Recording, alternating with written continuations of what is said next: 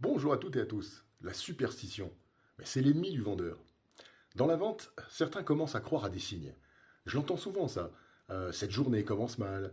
Ah, quand ça part mal, ça continue. Après un gros deal, généralement, il va forcément m'arriver une tuile. Bon, ce genre de pensée, dite même d'une manière anodine, c'est vraiment dangereux. Parce que les signes n'existent pas. Il n'y a pas de mauvais présage, il n'y a pas de bons présages, il n'y a que des événements. Et un refus n'annonce pas une série de refus, une signature n'annonce pas une série de succès, et chaque interaction repart de zéro. Donc il y a même un piège mental là-dedans.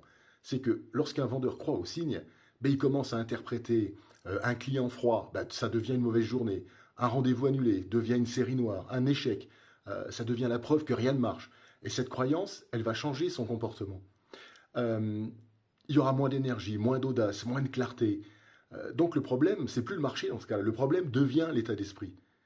Donc il y a deux choses dans ce métier. Il y a ce que tu ne contrôles pas, le timing du client, le marché justement, les concurrents, l'économie, et ce que tu contrôles.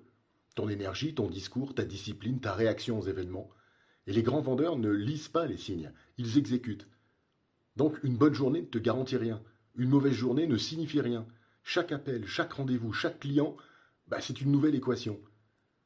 La superstition, ça enlève du pouvoir. La responsabilité, par contre, va t'en donner. Donc tu ne peux pas prédire ce qui va arriver, mais tu peux toujours décider comment tu vas répondre. Et c'est là que les grands vendeurs se distinguent. Allez, bonne journée, à très bientôt, partage et au revoir.